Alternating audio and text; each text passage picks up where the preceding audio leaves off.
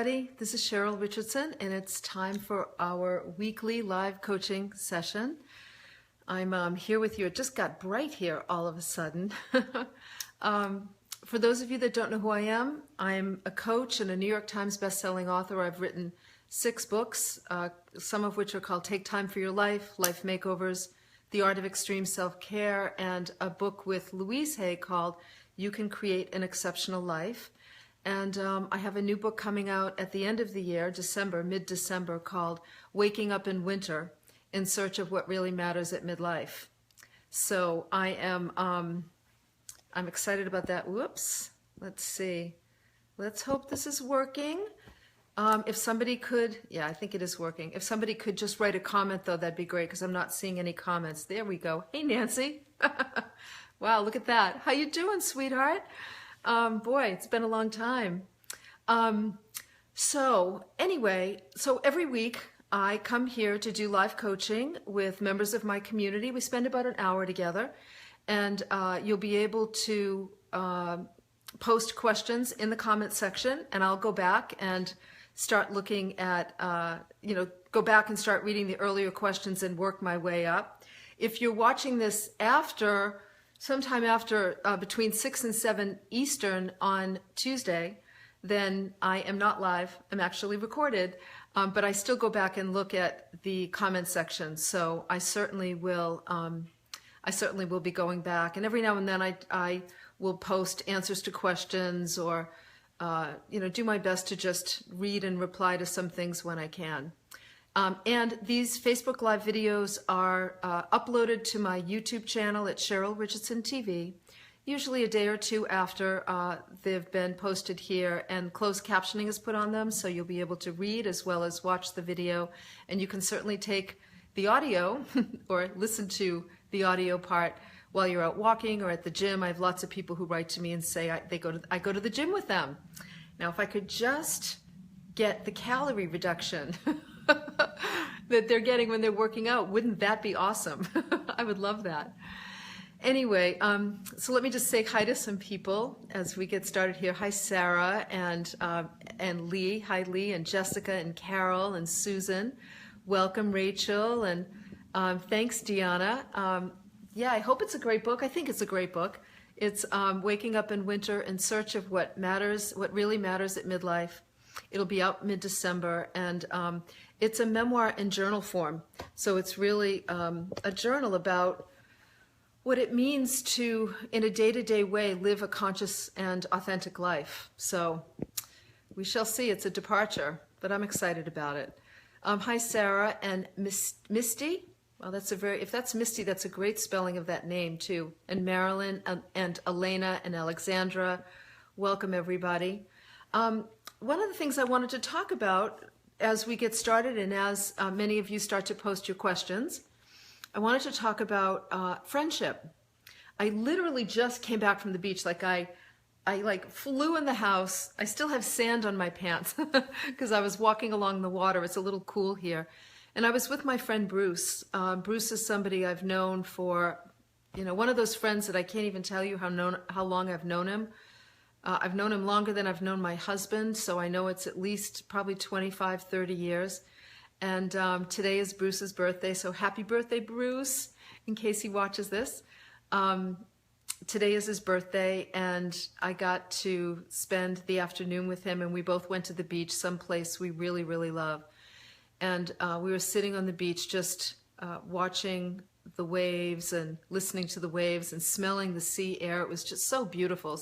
It had been cloudy when Bruce arrived, but then he brought the sun with him. All of a sudden the sun came out, and it was really, by the time we got to the beach, the sun was out, and it was really beautiful. And I was thinking, as I was sitting there talking with him, talking about his birthday and how this last year has been for the both of us, and what kinds of plans he has for this next year of his life. One of the things I always do, and I've written about this before, is on my birthday I have a ritual.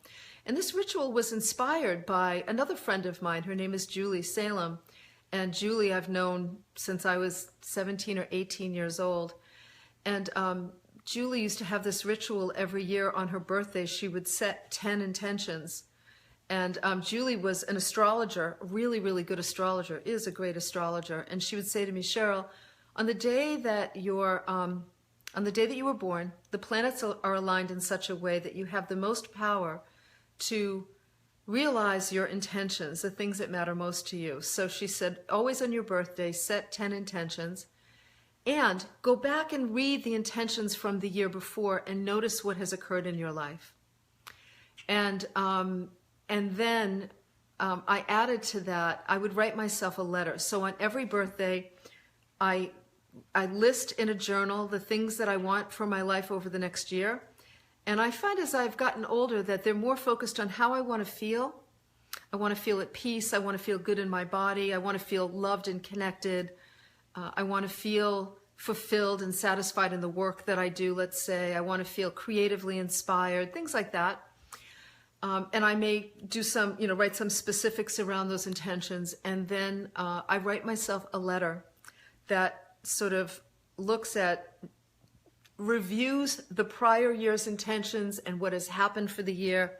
And then I write myself a letter, just sort of a love letter, just really acknowledging my relationship with myself and the things that have happened over the years, the ways that I've grown, the ways that I'm living more authentically. And it's part of an important relationship that I have, part of strengthening the relationship I have with myself. So I was talking to Bruce about, what his intentions were for the next year, what he really wanted for himself in this upcoming birthday year. And as we were sitting there talking about deep and wonderful things, I thought how important and precious friendships are in our lives. And I was saying this to Bruce. I said, I've got to go home and I'm going to do a Facebook Live. And I'm going to start the Facebook Live talking about the incredible gift authentic friendships are with people who are committed to their own growth, committed to their own evolution, to looking at, just to living vertically instead of horizontally, right? Always investing in their own self-development. And what a gift it is to be able to be with somebody and to be fully who you are and to feel loved and accepted for who you are and to be able to feel mirrored and heard and, while at the same time do the same thing for others, mirror them, be able to hear them, be able to be conscious and sensitive of a natural give and take so that you feel like you're fed by the friendship and you're also feeding the friendship. Now, there are certainly times in our lives where we may be doing a lot of taking and not a lot of giving. I mean, that's just the nature of relationships. But being conscious that that's what's happening and being able to talk about that, like, listen, I know that I'm going through a tough time, and a lot of our conversation is about the difficulty that I'm going through. And I know that a lot of times it seems like we're talking about what's going on for me, and I just want to acknowledge that and make sure that we take time for what's going on with you. Being conscious of how important it is to have the kinds of relationships that are sensitive and kind and conscientious and egalitarian. I mean, I think that these things are really important. They add a lot to our lives, a lot of richness. And quite frankly, as you move through the stages of your life, you realize as time goes on that what really matters is who we love and who loves us and our connection with one another. I remember Debbie Ford saying to me the day that I saw her before she died, and I remember her saying to me, Cheryl, what matters right now is the people that I've loved and my son and what's going to happen. What's going to happen to him when I go, where I'm going to go, my connection to the people that really matter to me. Not a huge social connection, but the people that I felt really able to be authentic with and who got me and who I felt this connected relationship with. And it's a powerful thing to be with someone on their deathbed, getting messages like that. You don't forget those messages. I certainly don't. And you get them in a different way, right? It's one thing for me to say to all of you, what really matters are the people that you care about and the people that care about you. It's another thing to actually feel it in your bones when you're in the presence of somebody who's about to take their last breath, and is transmitting information or transmitting wisdom. That's really what I want to say, is transmitting wisdom to you in a way that lands in your body, not in your head, but in your body and in your heart. So that was a real gift that Debbie gave me, and I thought of that again today on the beach with Bruce. Bruce is one of those friends who is such a loving, kind, sincere man of integrity with a good heart, and who has a kind of consistency and grounded foundation to him that makes him a joy to be around, a real joy to be around, and an important person in my life. So I just want to say, cultivating those kinds of friendships is a very profound act of self-care. And I believe that any relationship can flourish when both people are willing to, when both people are able, not only willing, because we're not always able to be present and conscious, and also to recognize when they're not conscious and when they need to, just need to look at something that maybe they're not seeing or that they didn't realize was going on. You know, I'm always trying to look at my participation in relationships. Yeah, I see a lot of you agree. I see all the thumbs up going across, right? I feel like any relationship can flourish when both people are committed to consciousness and authenticity. It's not always easy, and it's not always pretty, and it's not always available to us. But there's a way in which there are people in our lives that we know, regardless of what happens, they're always going to be there.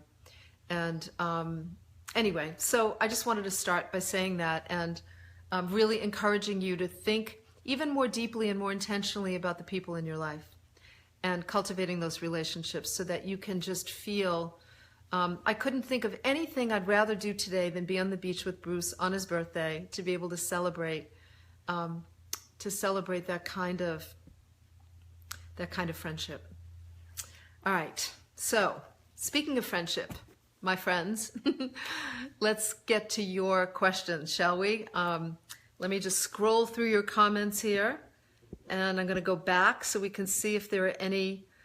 Let's see here. Thank you. Hi, Susanna. I hope you see me now.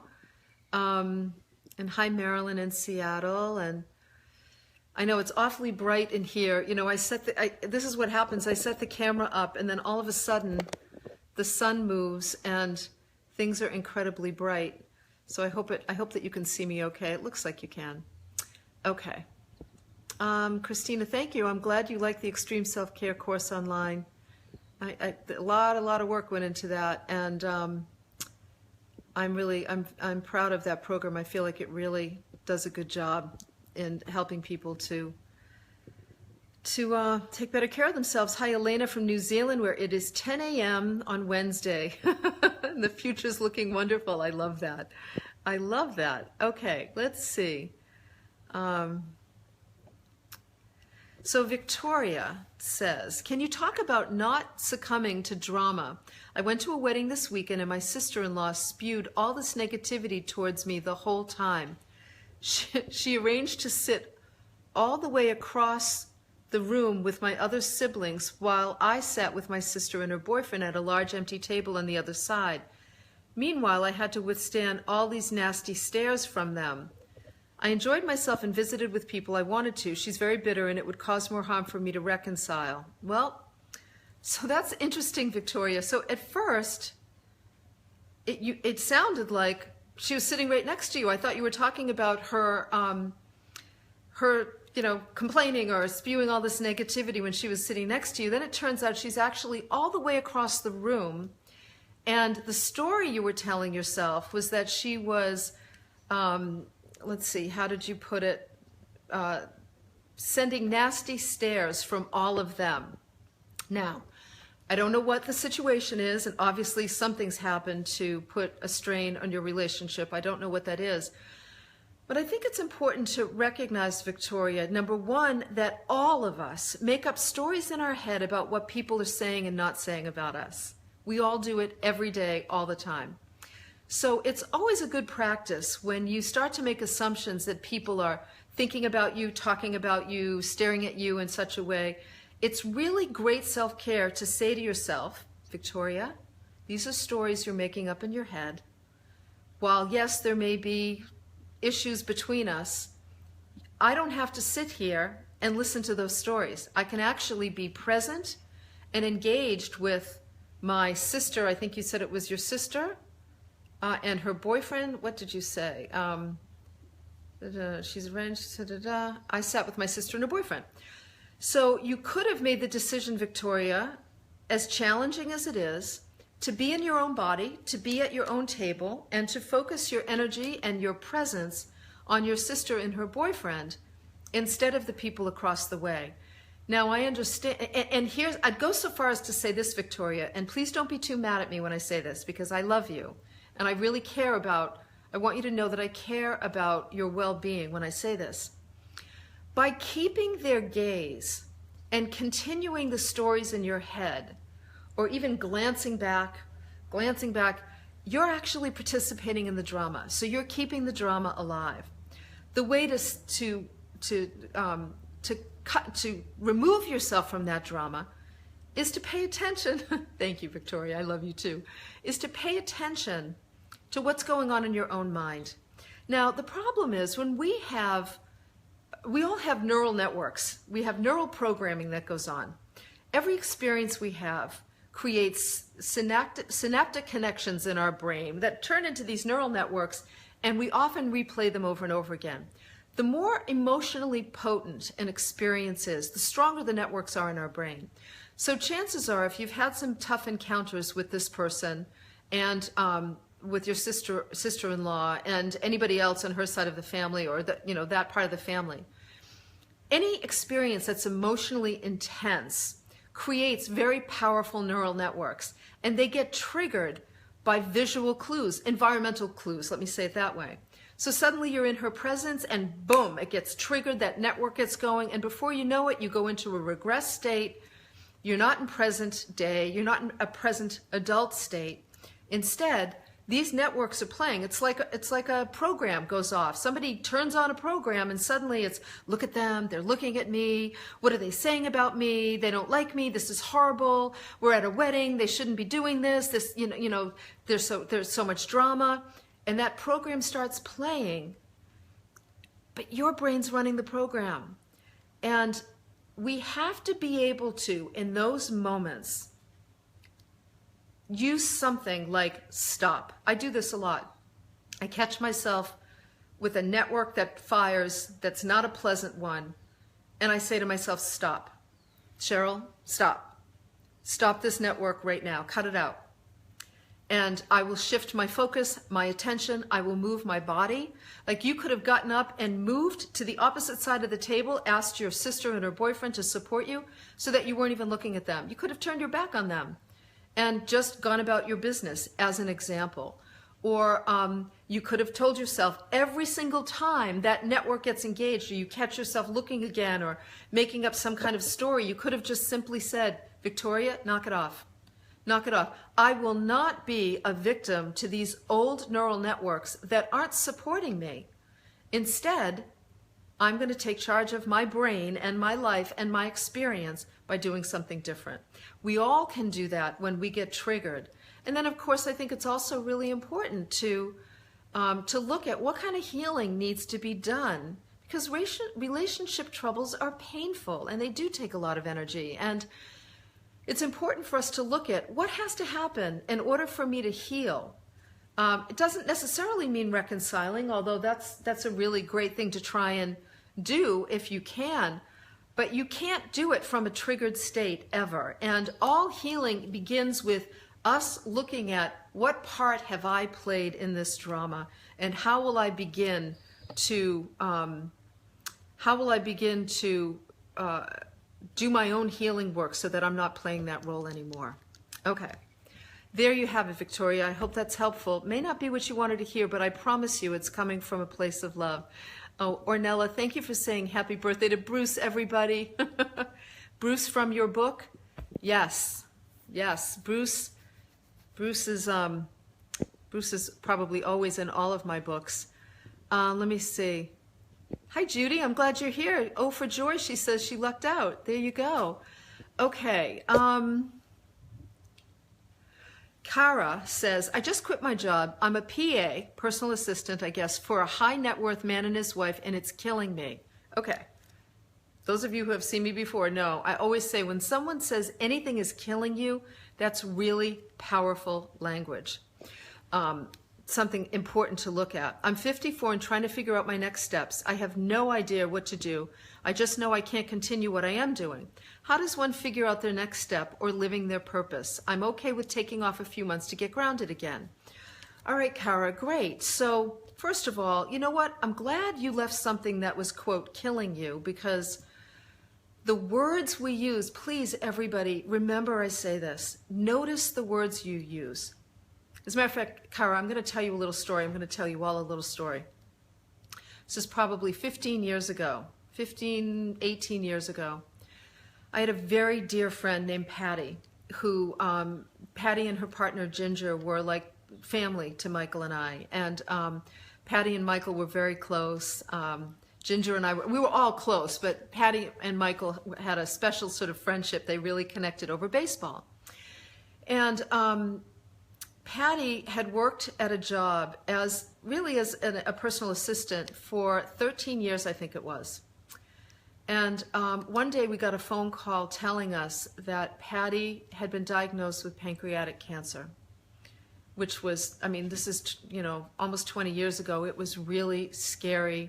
It was just tragic. You know, she was one of these people who's like an angel on earth, like such a good, decent, loving, beautiful human being. And we were just heartbroken about it. And when they got the diagnosis, they came to our house. And I still to this day remember Patty came into the dining room and she sat down across from me at the dining room table. And, you know, what do you say to somebody who's just been diagnosed with pancreatic cancer? Like, I had no idea. I'd never experienced that before. And, you know, I said to her, I just said, God, Patty, I'm so sorry. Like, you know, I don't know what to say. And I remember I said to her, you must have been just so shocked when you got that diagnosis, when the doctor said what he did. Do you know what she said to me? She said, actually, I was relieved. And a big smile came on her face. I said, relieved? What do you mean? She said, I've been dying to get out of that job for 13 years, and now I don't have to go back. And boy, you know, I still get chills when I think about that moment, because I thought, you know, this is the work of a great coach. It's to help people. I mean, really, I felt heartbroken. I thought, my God, if I had known she was that miserable, I would have insisted on coaching her or doing something to support her. I didn't know she was that miserable. And I remember just thinking, you know, too many of us waste away in situations where, had we taken action, our bodies wouldn't have had to land in our body.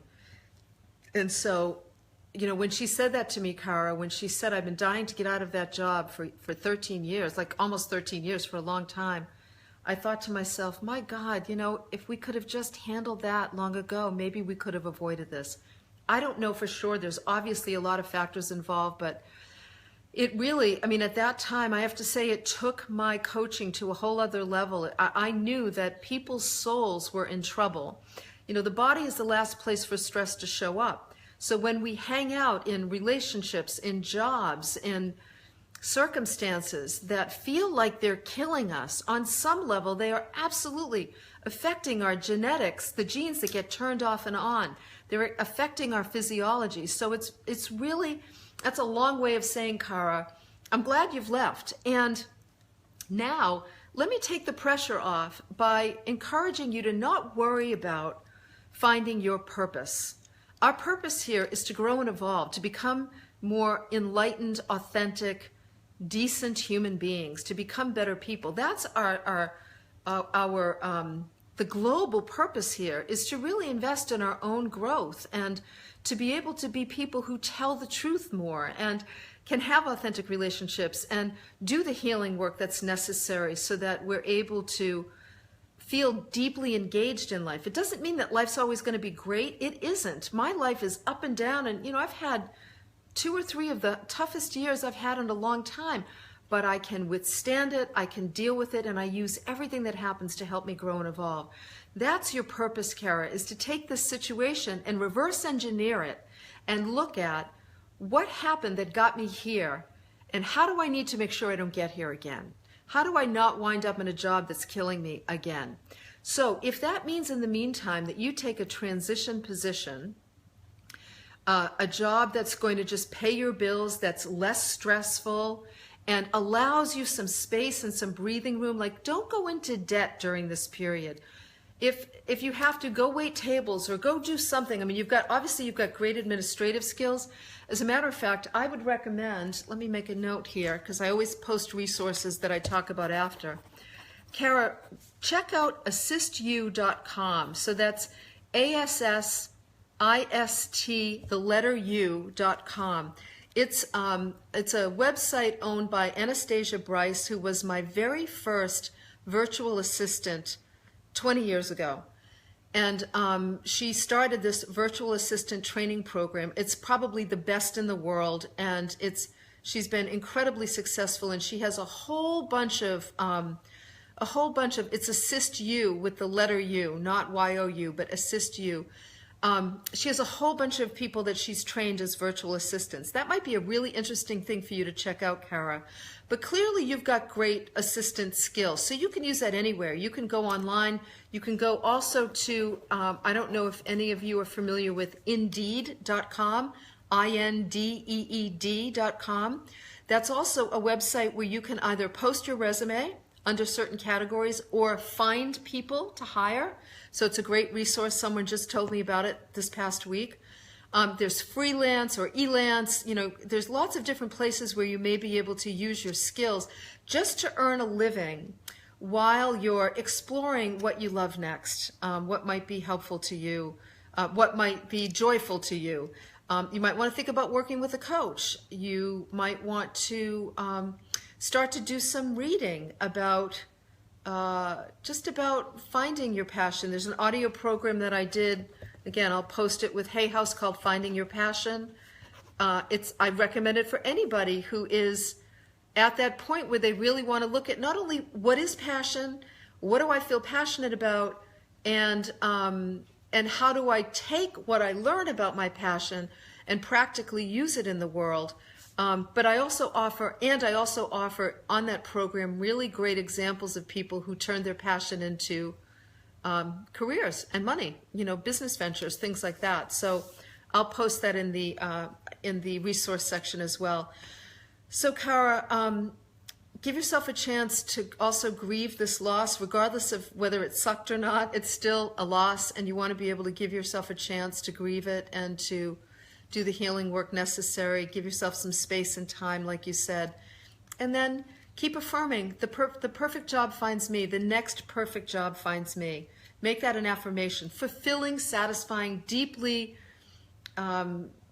meaningful work finds me. Just keep saying it over and over again. It's part of creating new neural networks. Every time you say the perfect job finds me, over and over and over again, you create a synaptic connection that gives you a better chance of stepping into something, a new experience. So good luck to you, my dear. And I always say this, note to self, Cheryl, don't write with purple pens on a white couch.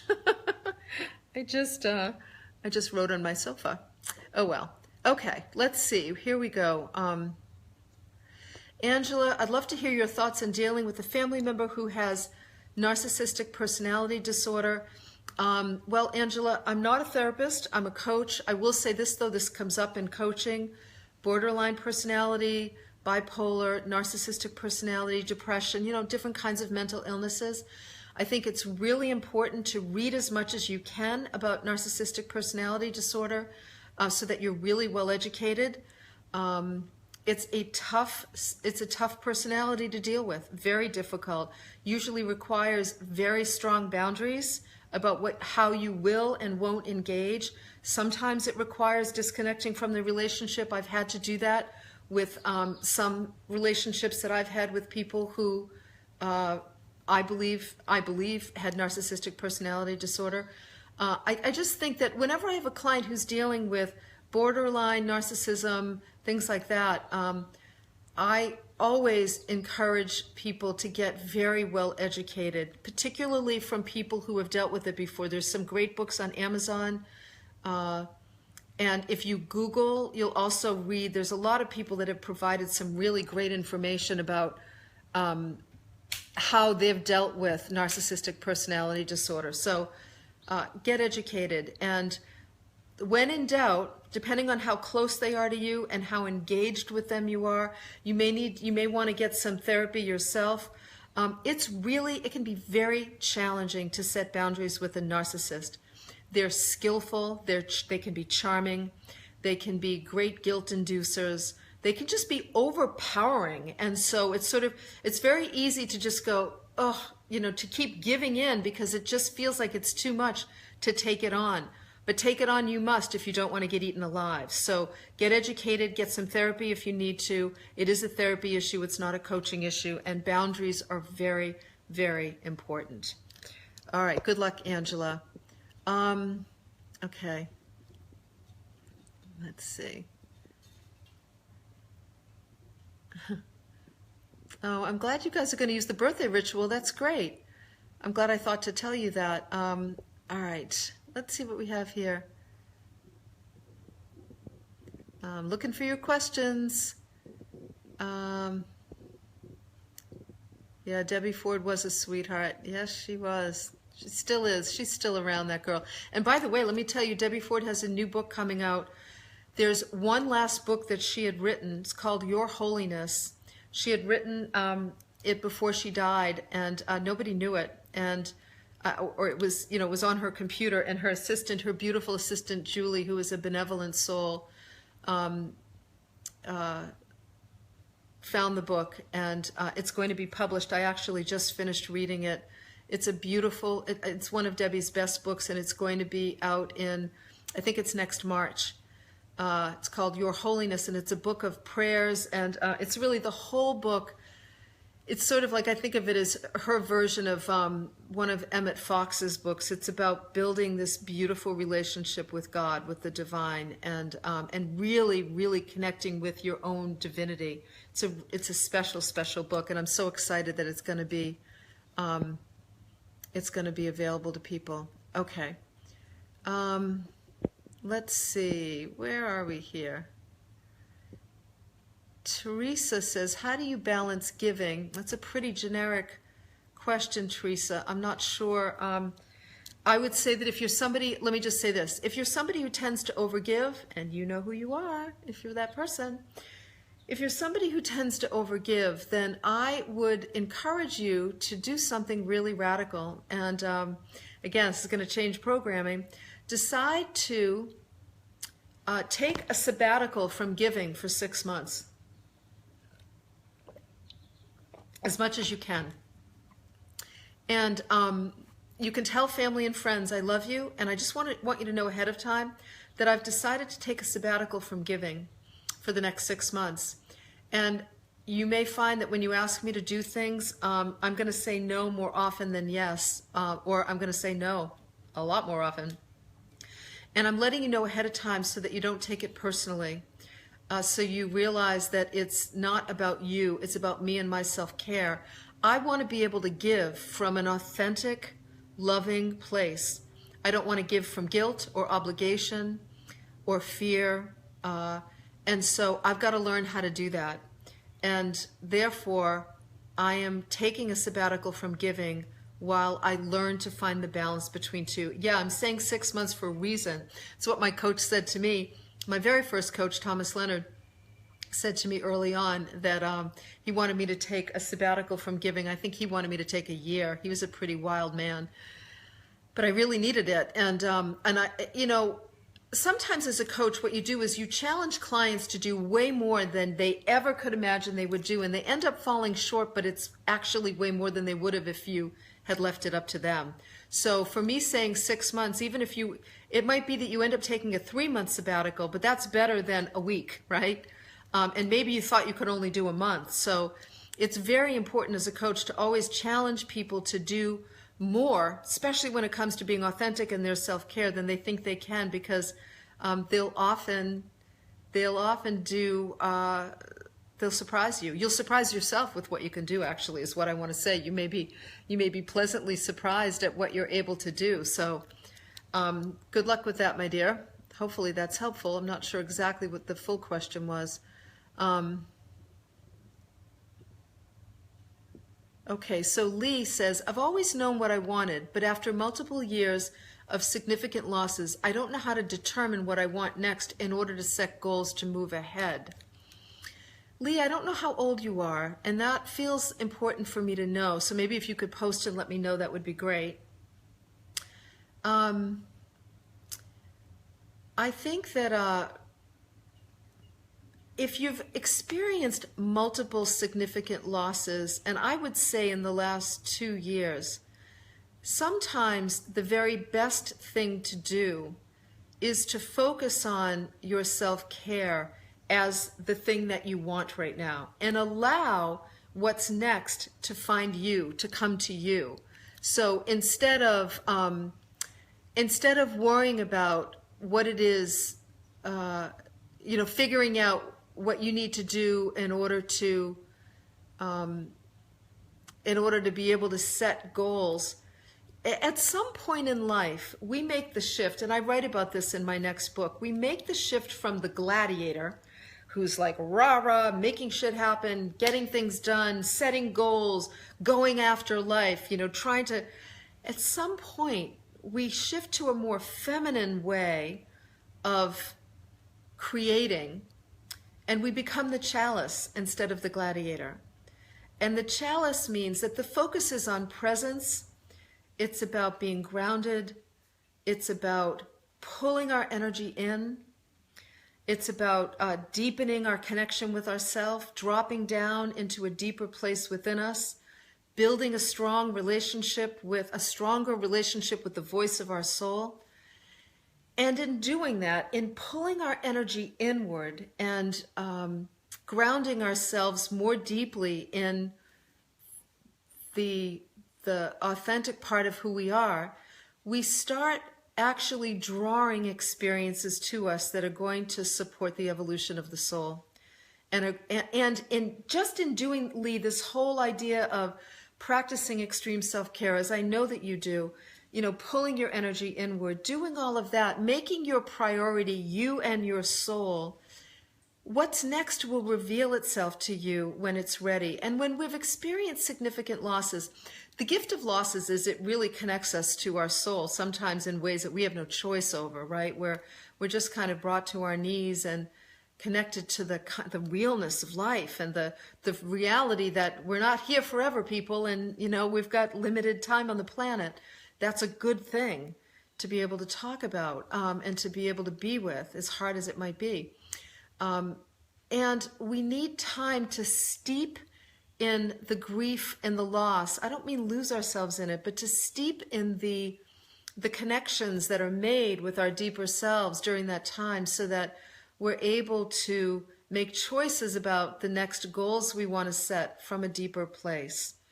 I hope that's helpful. And as simple as it sounds, I find a lot of times just giving you permission to make your self-care the primary focus of your life for the next year while you heal from the losses, and make that wisdom, that hero's journey from making things happen to allowing things to happen. As you do that, I promise you that the life that shows up for you will be something far more significant than you could imagine for yourself now. I promise you that's true. I've experienced it myself. I've experienced it with clients. I have clients right now that I'm working with that I'm just blown away that the more I sort of cultivate this philosophy with them, and the more I really drill it home, that this is about listening to your soul and pulling your energy inward. And I'm blown away by the kinds of things that are happening in their lives. So yeah, Lee, I hope that that's helpful to you. Yeah, Elaine says, I was wondering if you could share your meditation practice, what you do, how long, etc. Sometimes I do guided meditations. Right now, I'm loving, I love Joe Dispenza's work. I think he's a really smart guy, and he has a way of doing meditations that's different than most people, and I really like it. It creates his meditations create I'm going to write his name down so I remember to put it. His meditations remove us from body awareness and put us into a state that is a powerful creative state. So I love some of his meditations. Louise Hay has some beautiful meditations. But my primary practice, Elaine, right now is sometimes it's 10 minutes of silence. I always set an alarm. That's a big thing for me, is my mind needs to know that there's an end point that I'll know about when an alarm goes off. Very often these days, I stay long past the alarm when it goes off, but just knowing that the alarm is going to go off sometimes keeps that busy mind of mine feeling like, okay, there's an end point to this, we're not going to have to be here forever. And it's sort of a way of tricking my busy mind into just settling down. And then once I'm settled down, I usually want to stay here. The other day I was meditating and the alarm went off and I hit stop and I stayed there, and it was 45 minutes later. So I focus on a word. I especially use that in the beginning. I actually have to use it less now, because the more you meditate consistently, the more you train your mind to go into a relaxed state when you the moment you sit down, the moment you sit in a comfortable place. So 10 minutes is a great place to start. Make sure you're in a comfortable position. It's okay if you're laying back on a sofa. I mean, you can lay down, but if you have a tendency to fall asleep, you probably want to sit up.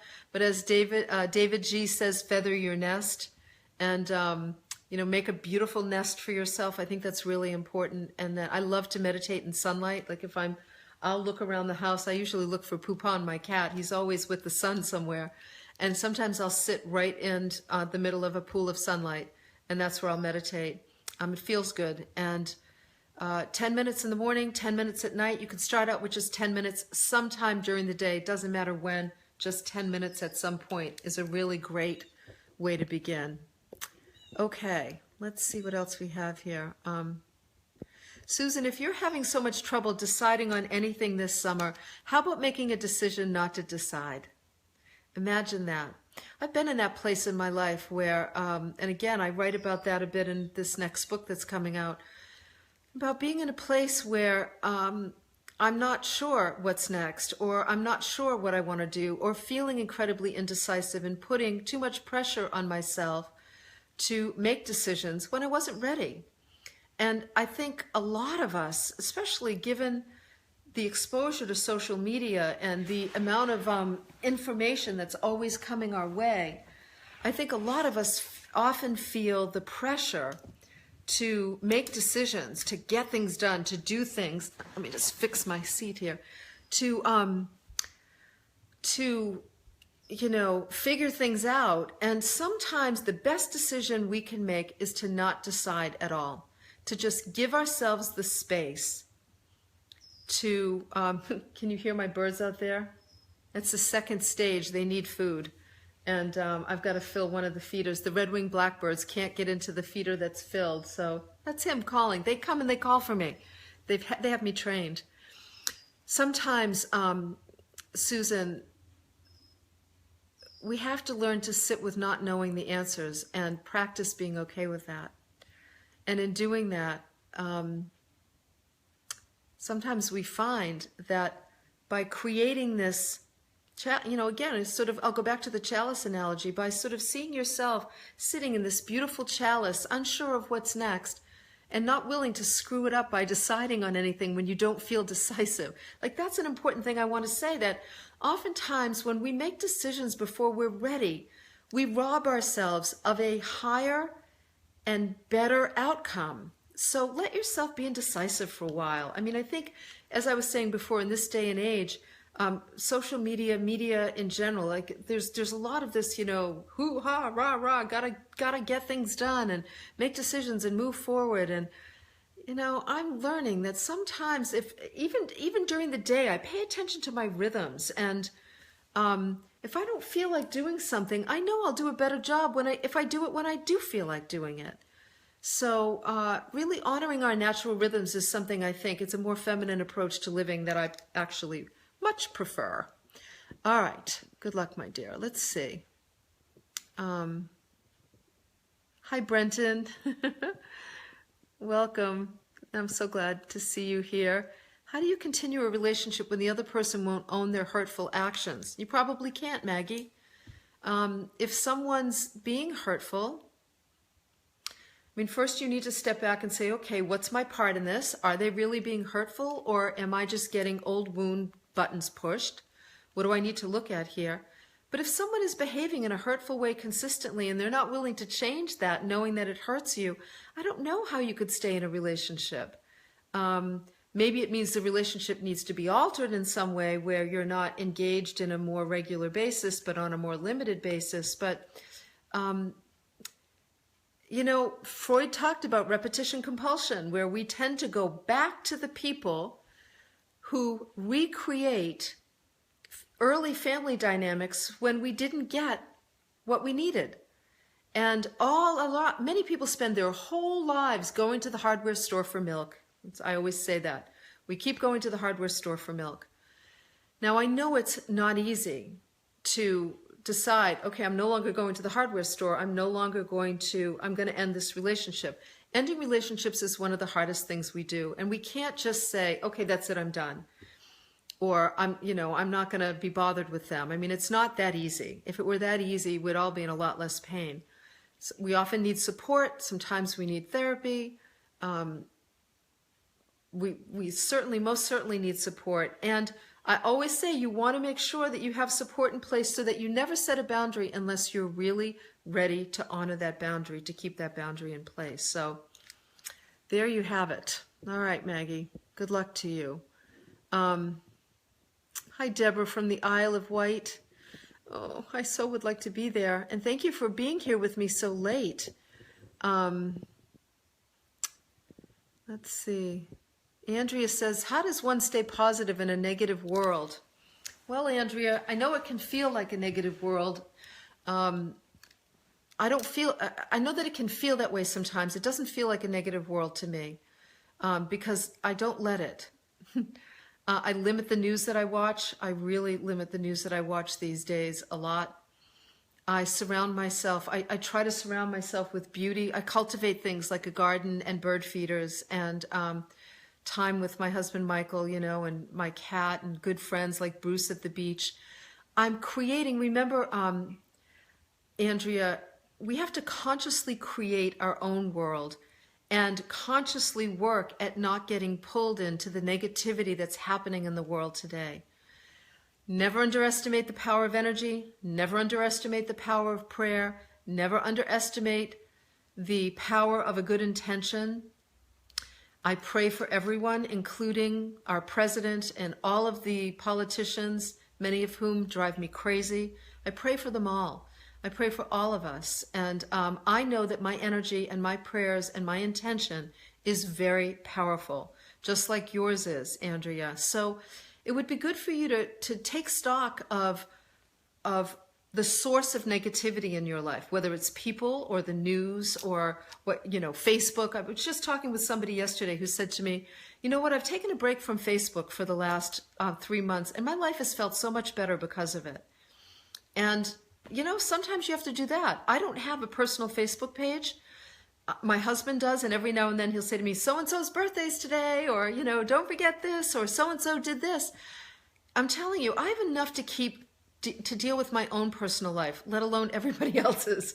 And sometimes when I hear about some of the stuff that rolls through my husband's news feed, I think, who in their right mind would want to expose themselves to everybody's opinion about everything? I don't know. It's just, the simpler the better, I find. And really looking, Andrea, at where the source of negativity is in your life, in your world, and how you can begin to put some limits on that, so you can, and then how you can add a more positive experience into your life. I think that would be, you are the master, you are the captain of this ship. You are the master of your life. You are in charge of your healing and your experiences, and whether or not you're going to take what shows up in your life and use it to your advantage. And when we expose ourselves to too much negativity, we forget who's in charge.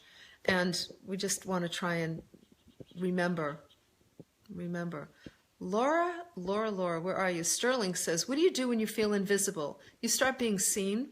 Start putting yourself out in places where you can do some therapy around why you keep being invisible. I think that's important.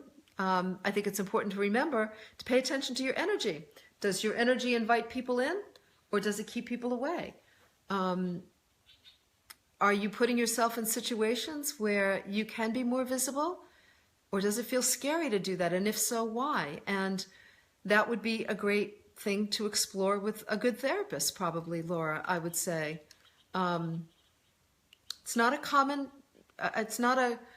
an uncommon issue. I actually hear this a lot from people. Sometimes people who are introverted or are more, not even necessarily introverted, but are more inner focused.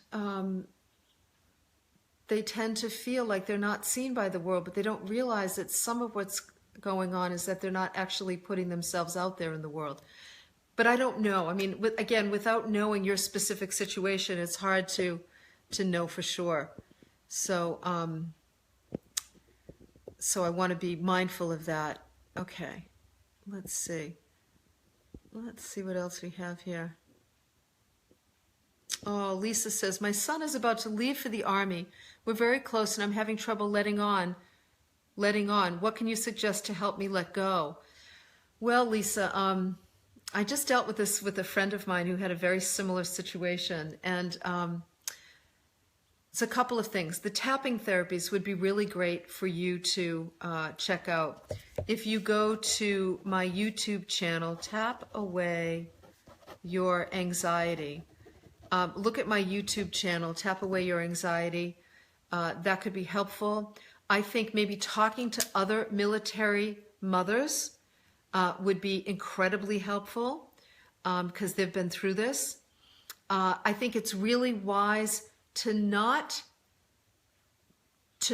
it's okay, of course, to say to your son that you love him and that you'll miss him and that you hope to, that you want to stay connected, but you don't want to put too much of your pain on him because he's got his own stuff that he's dealing with, much of which he may not even be talking about. So in this case, as an adult, as the parent, you actually want to go and get support from other adults. I don't know if your son's father is around, if you're, married or in a relationship, but certainly getting support from your partner and other friends and things like that. I think also just accepting that it is painful. It's painful to say goodbye. It's painful to say goodbye to your son. As a matter of fact, I would say if we have any military parents watching this, if you could look, Lisa, let's see, Lisa Streetley is right here.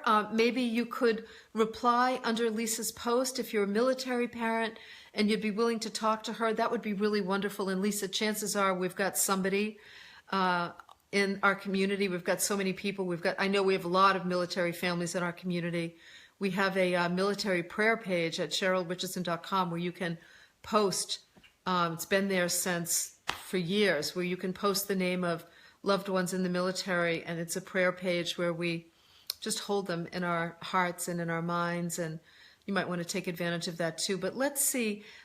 Yeah, if there's anybody in the military or somebody that is familiar with this situation and could support Lisa, if you could just look for her post and reply to it so that you can connect, that would be awesome. That'd be a great way. And see, Lisa, there's already people posting, so please go ahead and look. Let me see. Okay, where are we? We've got a couple more minutes left. And let's see where it is. Oh, thanks, Ginny. I'm glad. Oh, Allie, I'm glad. I appreciate, that this is helpful. Yeah, and it's wonderful also to see people supporting each other too. I love that. I love that you all do that, and I love facilitating that in any way I can. Joshua says, dealing with a really bad back injury and just wanted to thank you for your advice with tapping. It really helped when I was in excruciating pain in Hong Kong. Dealing with life changes at the moment. What are your opinions on back surgery? Oh, Joshua, I'm so glad. 2 books. Before you even think about back surgery, I want you to get Healing Back Pain by John Sarno. I'm writing it down, so I put it in the Healing Back Pain by John Sarno. I'll put it in the resource section. And also, I want you to get The Great Pain Deception. The Great Pain Deception is another book. I can't remember the author's name, but I'll put it in the resource section. Joshua, do me a favor. Do not do anything until you read both of these books, okay? And then that will just give you more information. John Sarno, who passed away this past year, was a brilliant man who has supported supported thousands of people with back issues, injuries, back pain, all of that. And I think you'll find that book incredibly, incredibly helpful. I always say, I'm not against surgery at all for anything. If God made essential oils and tapping and acupuncture and energy healing, God also made medicine and doctors and surgeons. Let's remember that. I have been the grateful beneficiary of great surgery. That said, I always look at surgery as the last option. So I want to explore and also, Joshua, make sure Joe Dispenza, I'm gonna post an introduction audio that's on iTunes and on I think it's on CDBaby as well. I'll post a introductory audio that Joe does to Breaking the Habit of Being Yourself. That I think is brilliant and would be really important, Joshua, for you to also make sure that you look at, okay, before you do anything. All right, let's see. There we go. See, Maggie? Yeah, Maggie, will you connect with Lisa? That would be awesome. Maybe you guys could talk by phone. She had a child that went into the military. Okay, we're at the 7-minute mark. So, what do I want to say? I want to remind you that I do this every week. You'll know when I'm doing it if you subscribe to my weekly newsletter. You can look at the blue bar on Facebook. Right up above, there's a blue bar that says sign up. That's how you can sign up for the newsletter, or you can go to CherylRichardson.com. And also, for those of you with health-related issues, or not health-related issues, I'll be doing the Healthcare by the Sea retreat in October in York, Maine at the beautiful Stage Neck Inn. And we're going to talk about Joe's work. We're going to talk about tapping. We're going to talk about everything related to taking charge of your health. I'm coming, guys. Just give me a couple minutes. We're going to talk about everything related to taking charge of your health, falling in love with your body, becoming an empowered patient, getting the right kinds of health partners around you, whether it's just for maintenance or support or dealing with health issues, all of those sorts of things. And I'll post a link. It's limited to 50 people. It's almost half full, and we'll start to get filled up now as we get closer to October. So if that's something, you can check it out on my website, CherylRichardson.com as well. I'll post the website here too. All right, so thank you everybody, as usual, for being with me. I really appreciate it, and I look forward to talking with you next week. And once again, I just want to say Happy birthday, Bruce. I love you so much. And no, there's no CEUs for the retreat, unfortunately. But you know what? At some point for the health one, I might try and make that happen because I have a wonderful women's healthcare nurse practitioner who's going to be leading some of the retreat with me, Susan Dowdy, who's fantastic.